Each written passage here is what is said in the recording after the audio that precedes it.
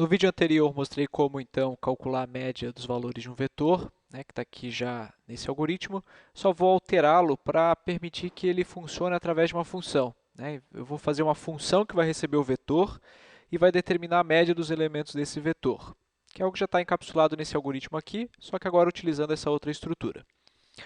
Para criar essa função, eu tenho que ver que o que eu vou retornar é a média dos valores do vetor.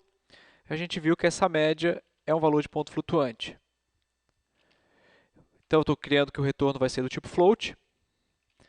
Média valores vetor. Eu vou chamar a função com esse nome, bastante extenso, mas bem representativo. Que recebe um vetor que eu estou considerando aqui que vai ser um vetor de inteiros. Até poderia fazer aqui, ó, vai funcionar até mesmo para um vetor que não é de inteiros. Pode ser um vetor com valores de ponto flutuante. E também vai receber aqui uma variável chamada tan, que é o tamanho desse vetor que eu vou precisar. Porque eu vou fazer essa função funcionar por um vetor de qualquer tamanho, podendo ser de número de ponto flutuante ou de números inteiros, tanto faz. Então está bem genérica aí essa função que calcula a média dos valores do vetor. Para calcular aqui dentro, eu vou criar uma variável float que vai se chamar média, ou melhor, que vai se chamar soma, que está começando aqui com o valor 0. Vou fazer um for para percorrer o vetor. Então aqui começa em 0. Enquanto o i for menor do que o tamanho, que vai ser informado como parâmetro para essa função, e mais para ir acessando os valores do vetor. Fazendo soma mais vetor na posição i. Veja que isso daqui já tinha na explicação do vídeo anterior, é o que eu estou fazendo isso daqui de novo, né? Inclusive, eu poderia ter escrito de uma maneira um pouco diferente, desta maneira: soma recebe soma mais vetor indexado de i. São equivalentes essas duas expressões aqui, preste atenção.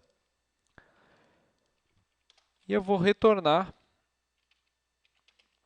o cálculo da soma, ou o cálculo da média, que nada mais é do que soma dividido pela variável tan, que tem o tamanho do vetor. Então, eu somei todos os elementos do vetor, retornei a média, que nada mais é do que a soma dividido pelo número de elementos que esse vetor possui.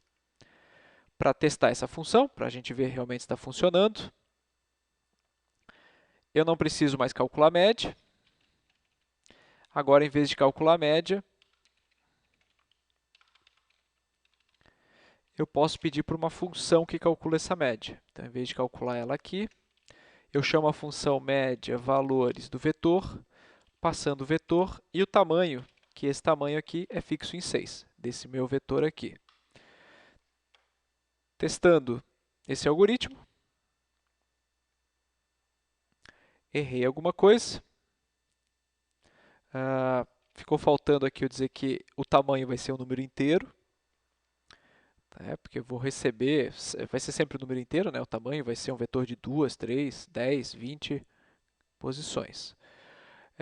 Esqueci alguma coisa.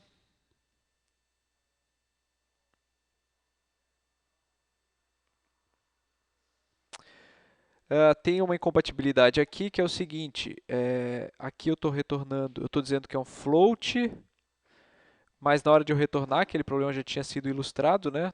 Eu tenho um inteiro dividido por um inteiro, não tenho. Por que que ele não deixou?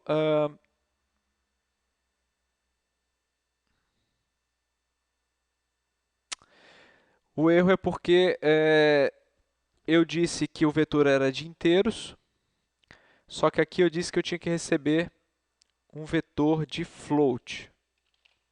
Creio que esse que é o problema. Era isso mesmo. Infelizmente, nesse meu compilador, eu não consegui fazer funcionar tão genérico assim a função. Tá? Eu tive que dizer que era de inteiros realmente.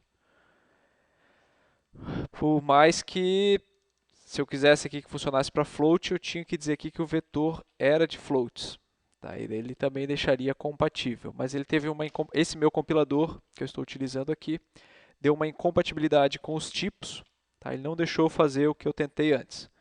Então, se eu estou dizendo que aqui inteiro, eu vou ter que mandar um vetor, que é um vetor de inteiros, que está sendo aqui mostrado. Tá? Mas ele retornou a média corretamente. Essa média aqui já era calculado lá no outro vídeo. Se eu quiser criar um vetor aqui com mais posições, basta depois eu dizer que é um vetor maior, né? Então, aumentei aqui mais um elemento, então coloquei aqui como parâmetro, e a função vai funcionar do mesmo jeito. Tá? Mesmo que o vetor passado seja maior, ele conseguiu mostrar ali, ou calcular corretamente a média, mesmo para um vetor um pouco maior. Lembrando que aqui eu estou dividindo um float, soma é float, por tanque é inteiro, mas ele vai conseguir pegar a parte então de ponto flutuante porque eu tenho um float dividido por um inteiro. E está aí a função que calcula a média.